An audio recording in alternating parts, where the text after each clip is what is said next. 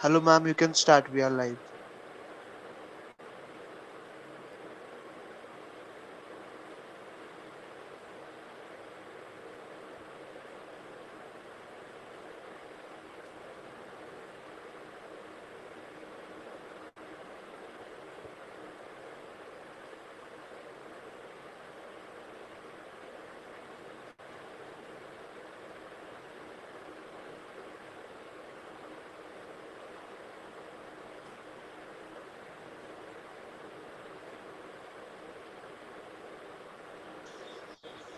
Hello ma'am, we can start. We are live.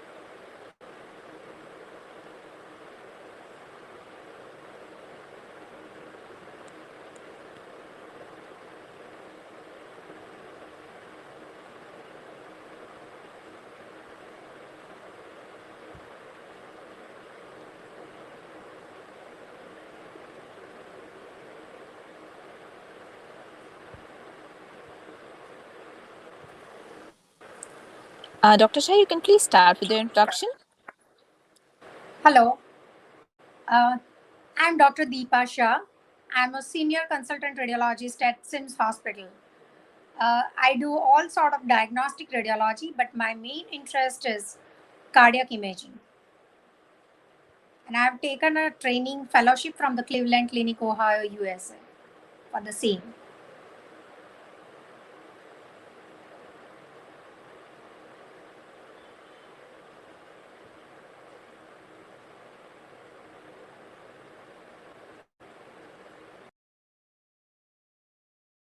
Something called cardiac MRI, but they haven't used it in their practice. And who doesn't know what cardiac MRI is? So I have a good crowd. So what we're going to talk about is 10 reasons or indications for cardiac MRI. We'll talk about structure and function assessment, how we can use it for valvular heart disease evaluation, ischemic heart assessment, cardiomyopathy, MINOCA, which I'll talk about, RV dysplasia, cardiac masses, pericardial disease, aortic disease, and finally anomalous coronaries. So the first thing is structure and function assessment. So cardiac MRI, this is how the cine images would look. It's basically a glorified echocardiogram. So this is the basal slice of the heart from near the mitral valve, RV, LV, and we're going from base to the mid cavity where you see the papillary muscles and then the apex. This is the 2-chamber view, 4-chamber view, and 3-chamber view, similar to echocardiogram. So these images can be acquired in less than 10 to 15 minutes. No need for an IV or contrast agent. So this is an LV function study. We can get accurate assessment of LV volumes and function. This is done by tracing the endocardium in both systole and diastole, and we can get an accurate EF. There's no geometric assumptions for this, unlike echo. So this would be good.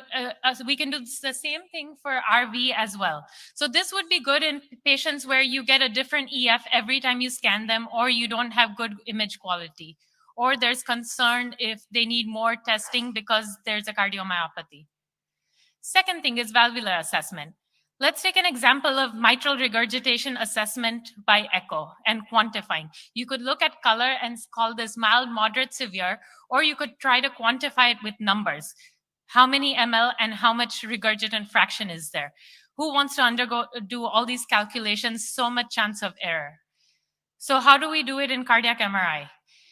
We have our 3-chamber view. So this, we're going to take a phase contrast imaging across the aortic valve. And what we get is forward flow across the aortic valve and what's going in the reverse volume. So here we'll get the exact number automated by the computer. So forward volume here is 150, regurgitant volume is 50 ml. This is for the aortic valve. So how do we get mitral regurgitation? So I showed you how to calculate the stroke volume, end diastolic and systolic volume. So the LV is pushing out 130 ml of blood. Some of it is going forward, some of it is going backwards. I just showed you how to calculate the forward volume from the aortic valve. So you got 70 ml. So 130 minus 70, you get 60 ml. So here you know that you have 60 ml of mitral regurgitation. How simple was that? So what's the clinical utility? So you can get an idea of the stroke volumes. You can get an idea if there's congenital heart disease and there's complex valvular issues. You can get an idea of shunts by calculating the flow across a specific area. Calculate valvular regurgitation and valvular stenosis. Next is myocardial viability assessment. Viability means what is alive in the myocardium. So when a patient has a heart attack, they might lose some myocardium. So to simplify things, the black here is the living myocardium, and the white here is scar or dead or inflamed. To simplify it for viability, we'll call it dead right now. So white is dead. So in this patient, you can see in the inferior wall, there is so much scar or dead tissue. So this is called late gadolinium enhancement CMR. For this, you need contrast agent. So you need an IV, you put the patient in a scanner, get your baseline cine images, inject the contrast, wait a few minutes, and then you get these delayed enhancement images. So by that time, the contrast or gadolinium uptake happens in the non-viable or scarred tissue. You don't need to do a stress test. No Dobutamine stress test needed for these patients. So these are examples of infarct vessels and LGE or the scar pattern. So if an LAD is infarcted, here you see that anterior wall, anteroseptum, anterolateral has the white area of scar. Here you have the left circumflex scarred out. Here you have the RCA, which has scar. And again, you can image this all in the short axis. You can do these same planes in the long axis as well. The patient doesn't have to do anything. It's all done by the technologist sitting at the scanner. Next, I'll talk about myocardial infarction with non-obstructive coronary arteries. That's MINOCA. So a case example, a 44-year-old man with chest pain. His troponins come back positive. His peak CK is 1,000. You do a coronary angiogram, normal coronaries. You do an echo, normal LV function. Where did these CK and troponins come from? So if you take a look, these are delayed enhancement images. So here you see that all the myocardium looks black, so it all looks good. When you look at the long axis, here you start seeing these white patches. That's where there's scar. So that's where the troponin and CK-MB must have come from. When you look at this pattern, the differential is either myocarditis, sarcoidosis, or it could be idiopathic. But that's why this patient had a myocardial infarction. Next is cardiomyopathy assessment. So there are different cardiomyopathies, and the survival and prognosis of the different cardiomyopathies is different, which is why it's important to understand what cardiomyopathy the patient has. So 40-year-old man with new onset shortness of breath, orthopnea, lower extremity swelling, he gets a cardiac MRI done. This is dilated cardiomyopathy. Here we see that there is no scar. All the myocardium is black. Here you can appreciate that the LV is dilated, the EF is reduced. Next, we look at hypertrophic cardiomyopathy. You get a better idea of the thickness of the wall. Here, this is asymmetric septal hypertrophy. Here you have apical hypertrophic cardiomyopathy. What next for these patients? You do LGE imaging or scar imaging. Here you can see that the apex is all scarred out and white. That means that this patient has increased scar, which puts him at increased risk of having arrhythmias or sudden cardiac death. Also, this can progress and the patient can lose the motion and become aneurysmal apex and develop clots. The next example is non-compaction cardiomyopathy. So here you have the LV short axis and the long axis, and you can see that there's increased trabeculation, which is much better visualized by MRI compared to echo. Next, I have a case of amyloidosis. So you can see on the short axis and the long axis, the LV wall thickness is increased, RV wall thickness is increased, there's biatrial enlargement, pericardial effusion. And when you look at the delayed enhancement, you see there's a lot of scar, or there's increased contrast uptake or washout in the myocardium. So this appearance is very typical of amyloidosis. So a lot of it comes back to LGE pattern recognition. If it's ischemic, there's subendocardial or transmural scar. Subendocardial means less than 50% wall thickness has scar.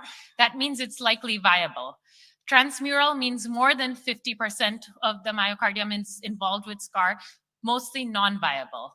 Non-ischemic has different patterns, mid-wall, inferolateral pattern, again, specific for very specific diseases. Let's talk about arrhythmogenic right ventricular cardiomyopathy or dysplasia. So here you can see that the RV is dilated, the free wall is dyskinetic. When would you suspect ARVC, ARVD? When you have a patient with the cardiomyopathy on echo, decreased RV function or wall motion, or a patient with frequent PVCs or arrhythmia that you can't explain.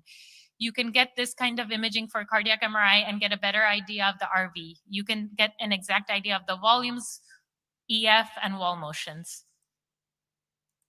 Next, we talk about cardiac masses. So cardiac MRI has multiple properties based on the uptake of contrast, based on its inherent T1, T2 properties, based on how we image. So different tumors, pseudotumors, benign malignant lesions, we can differentiate. Some are very specific, and some help us group, is this malignant or benign? Here you can see there's a mass in the left atrium. Here there is a mass in the right ventricle with white or scar uptake. A few more examples here. This is an RV view. Here we have RV inflow, RV, the RV itself, RV outflow, and there's a large mass sitting in the RV. You can see that here too. This was misdiagnosed as LVH for multiple years until the patient became unstable and ended up getting a cardiac MRI. It was resected and the patient did much better. Here again, we have another RV mass, and this ended up being a neuroendocrine tumor. This is contrast imaging, and you can see how there is a very lacy uptake. Next, we'll talk about pericardial evaluation. So here you can see short axis and the long axis. Take note of what happens to the septum here.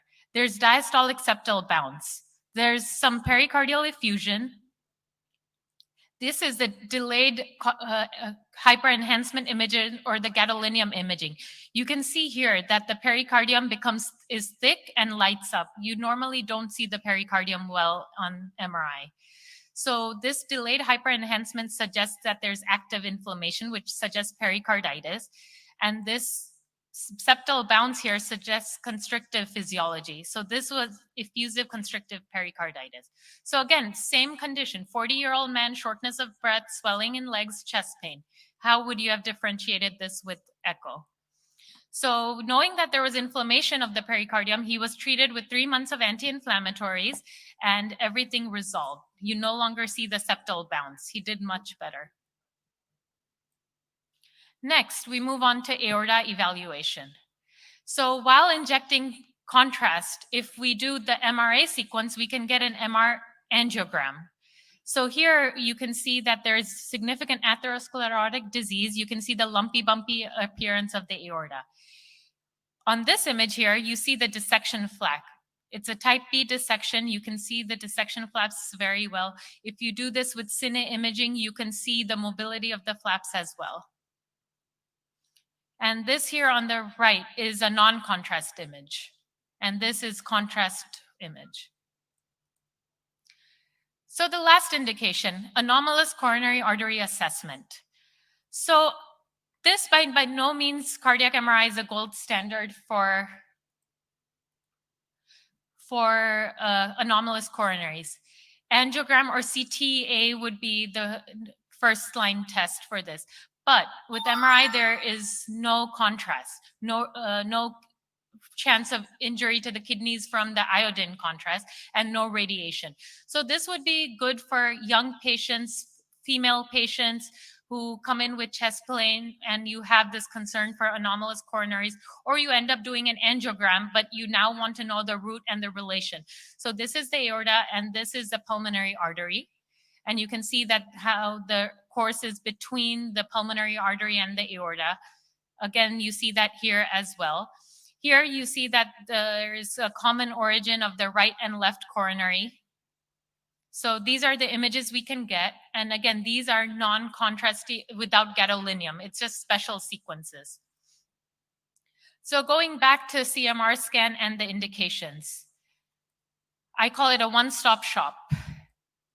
So 10 indications to remember to refer for CMR: structure and function assessment, valvular assessment, myocardial viability assessment, cases of Minoka, cardiomyopathy assessment, arrhythmogenic right ventricle cardiomyopathy dysplasia, so patients with lots of arrhythmia, PVCs, looking for scar, cardiac masses, pericardial evaluation, evaluation of the aorta, and anomalous coronary artery assessment. Thank you. Questions?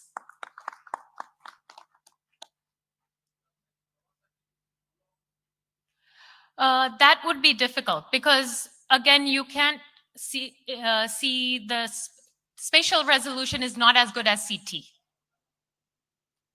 But you could see inflammation or uptake in the walls if it was that inflamed. Yes.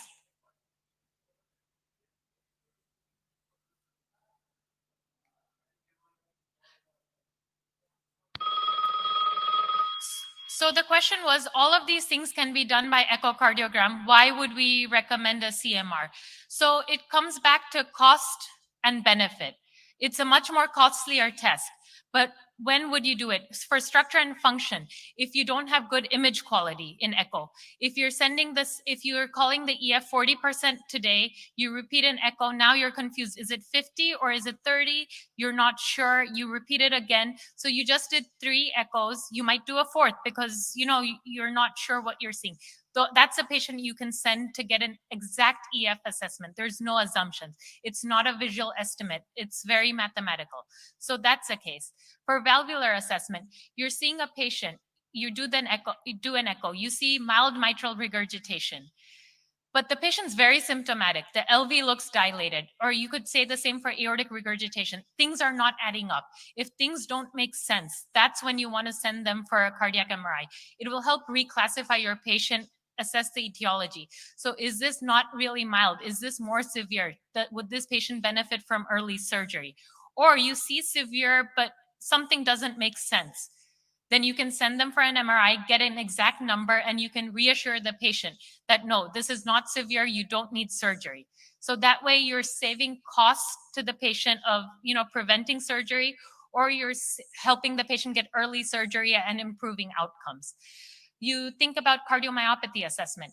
So if you, nowadays we have so many different cardiomyopathies, so many are treatable. You don't want to label people as non-ischemic and idiopathic unless you really know. You can identify sarcoidosis. If you identify sarcoidosis, they can get steroid treatment, they can get cyclophosphamide, different things, and it can improve their outcomes. Amyloidosis now has a treatment. So a lot of these things, if you think patient and the echo together don't make sense, something's not right, that's the time you can consider this. Yes. So FFR is looking at, is this lesion significant? So is the perfusion not good enough? So I didn't touch base on that, but with cardiac MRI, we can do stress perfusion. You give them a vasodilator. It's like an adenosine stress test, and you can see if there's a perfusion defect. So is the blood flow not going to that specific area? And you actually see, just the way I showed you how there's delayed enhancement, you can see a defect where there's not enough contrast going. So that way you can see that there is an actual area with decreased blood flow. And the second thing where it's different for viability, viability means, is this muscle alive or not? FFR will not tell you if the muscle is alive or not. It will just tell you, is the flow significant or not? Where I say this would be useful is if you see a 99% proximal LAD lesion, EF is 20%. You want to know, if I fix this, if this patient goes for surgery or stent, is his EF going to get better? If he gets an MRI and it's transmural infarct, so the whole LAD wall is white, scarred out, that's likely not going to get better. So it's not economical, or maybe it's not worth the risk for the patient to get surgery or stent. Today I'm going to talk about ischemic cardiomyopathy assessment by MRI and talk about viability assessment and stress perfusion MRI as well. I have no disclosures. When we talk about CMR and ischemic heart disease, we talk about a few indications. One is we want to know what the plaque burden is in the patient. And the second is, does this patient have chest pain that is from coronary artery disease? So how can we assess ischemic heart disease with CMR? We have myocardial perfusion imaging. We have viability assessment. We have function and prognosis. And we can assess myocardial infarction and the complications. And I'll go over all of these. First, we start with ischemic cascade. So here we have the temporal sequence of events. This is what happens at rest. There's nothing going on. That's what happens normally. When there's stress or decreased blood flow to the heart, we first see a perfusion defect. So that's where CMR perfusion comes into place. Then we see metabolic alteration. After that, diastolic dysfunction. Then next we have regional wall motion abnormality. That is what we can catch in typically our echo as well as CMR cine images, which I'll go over. Then we have systolic dysfunction. That's when our EF starts decreasing. And then ECG changes. And finally, we have chest pain. After a patient has chest pain, we get to see CMR delayed enhancement. For a CMR viability study, we want to start with getting an IV in the patient. We have the patient go into the scanner and we take cine images. We inject the contrast after that and then wait 5 to 10 minutes and get delayed enhancement images. No stress agent is required for just a viability study. So we have different ways of assessing myocardial viability and ischemia. We have PET, metabolic activity of the heart is assessed. Then we have SPECT thallium, where we can assess if there's hibernating myocardium. Dobutamine stress echo to see if there's any contractile reserve. And then CMR LGE scar imaging, which I'll go over in more detail. But to note, CMR is the only technique that is able to directly image the infarction and the scar. So this is a slide showing histopathology and LGE correlation. This was done in a dog model where the LAD artery was occluded repeatedly. So here you can take a closer look and see that in this histopathology slide, there's an infarct in the septum and anterior wall in the LAD territory. And this is the MRI of the exact same position. And the pattern of LGE here is very similar to what's seen in histopathology. So as Dr. Deepaben described, ischemic hyperenhancement patterns can happen in two styles. Subendocardial infarct, which is in the subendocardium involving less than 50% of the wall thickness, and then transmural infarct, which is more than 50% of the wall thickness involvement. So this is how the LGE pattern appears. So only 25 to 50% of the wall thickness is involved. This white is the scar. Here we have transmural infarct, and this white pattern here in the anterior and anteroseptal wall is scar.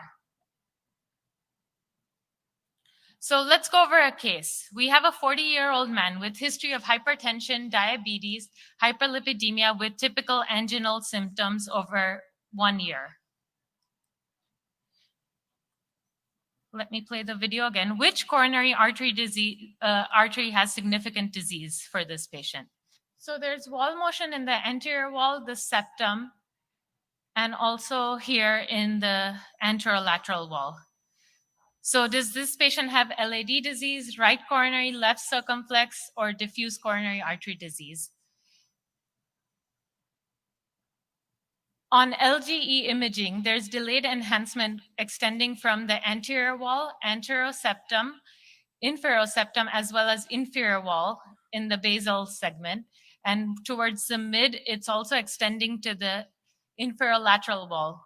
So here we can see that there's LAD involvement in the anterior anteroseptum, inferior wall indicating RCA, coronary artery involvement, as well as inferolateral wall, which could be the left circumflex. So this patient had diffuse CAD.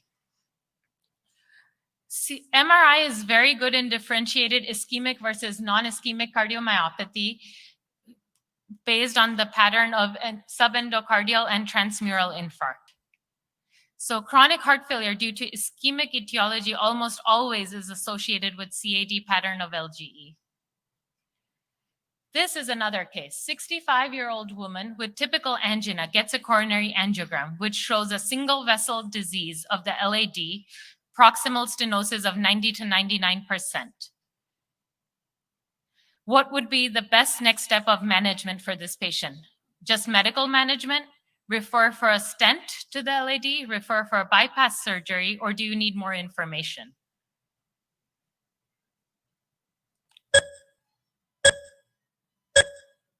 So here we can see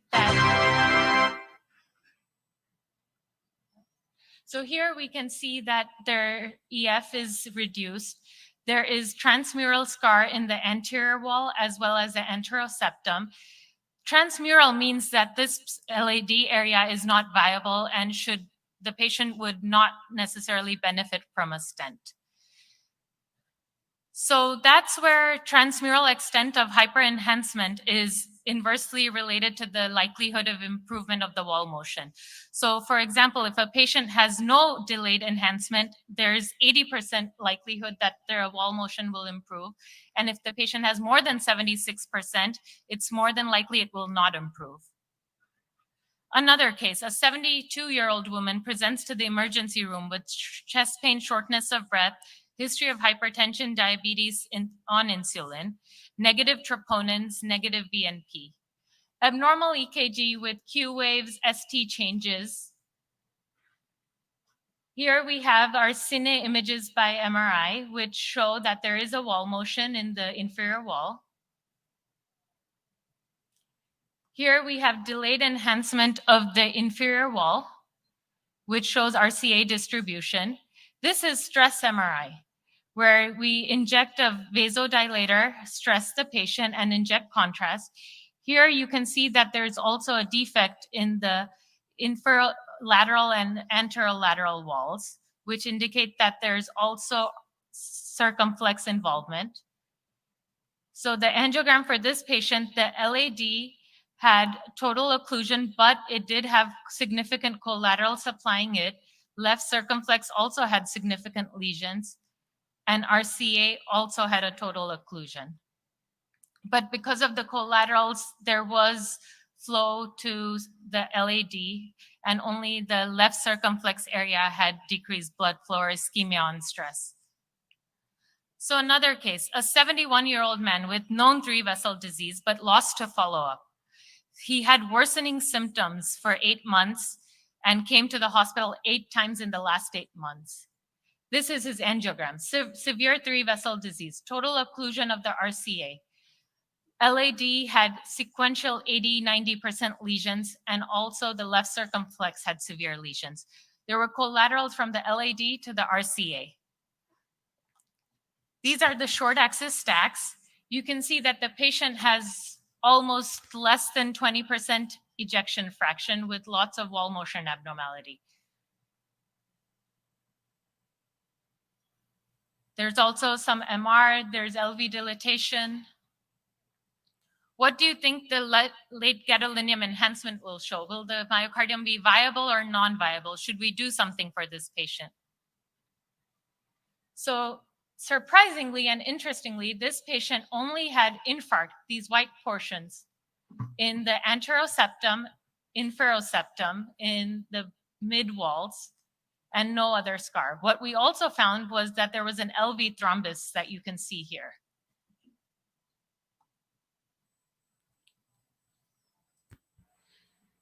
As a part of the injection of the contrast, we get an MR angiogram, and we can see the distal aorta is also totally occluded.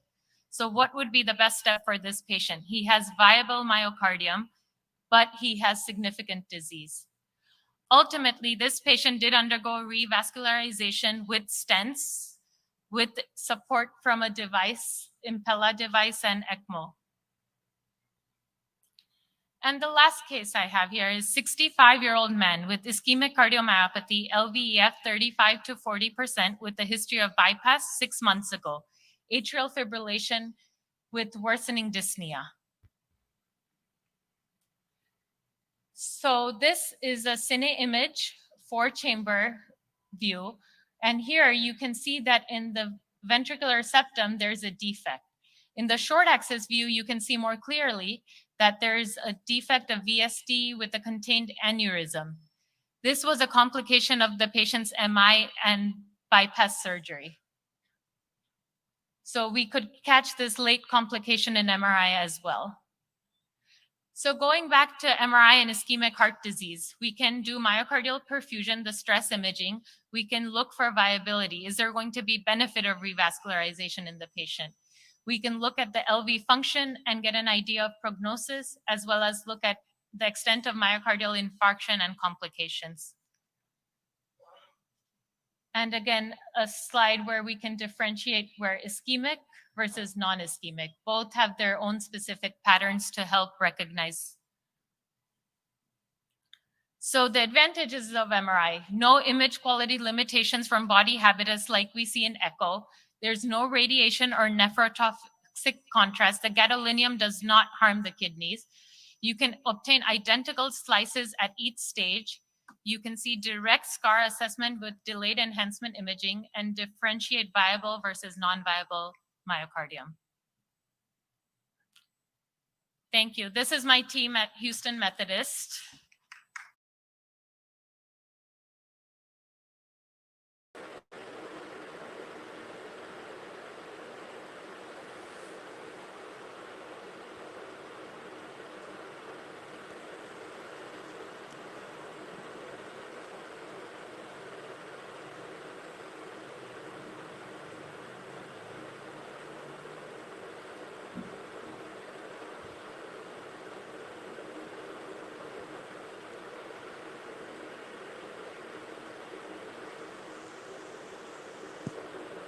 The first question asked is,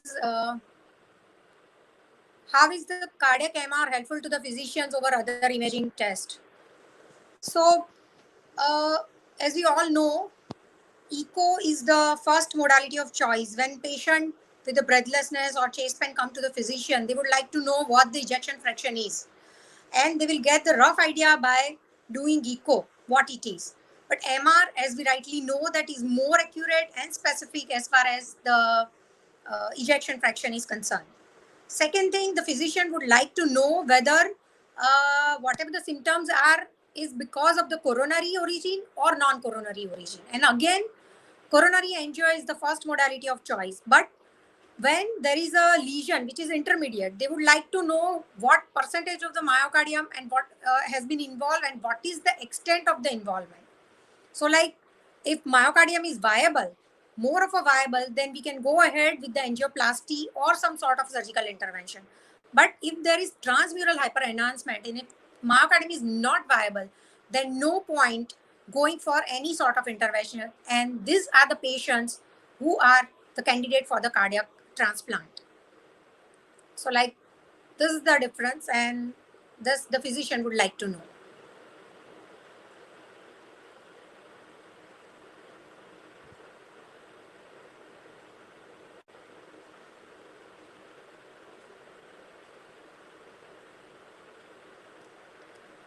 The second question is, what are the disadvantages of MR? As far as the disadvantages are concerned, it is the cost. The cost of cardiac MR is little high. Secondly, it is a lengthy procedure. Patient need to take proper breathols and will have to cooperate. And the third thing is the gadolinium contrast. Though it is not very nephrotoxic, but we need to be a little more careful with the high creatinine.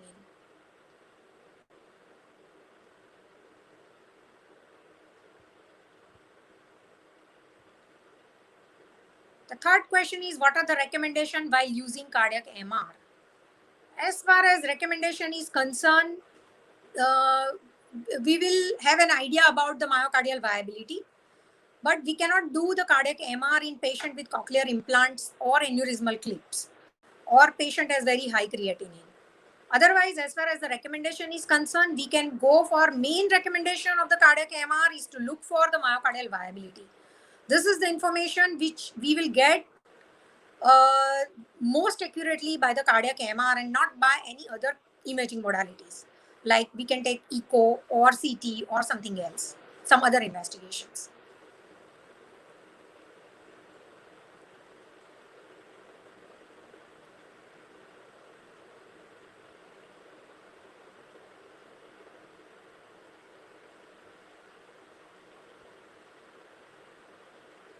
If patient has cardiogenic shock with infralateral ischemia and CPK-MB is normal with TROP-I negative, should we consider angiography?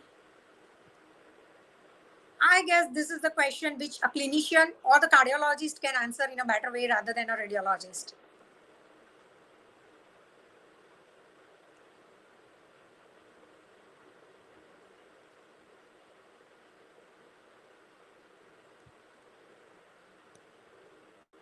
Thank you.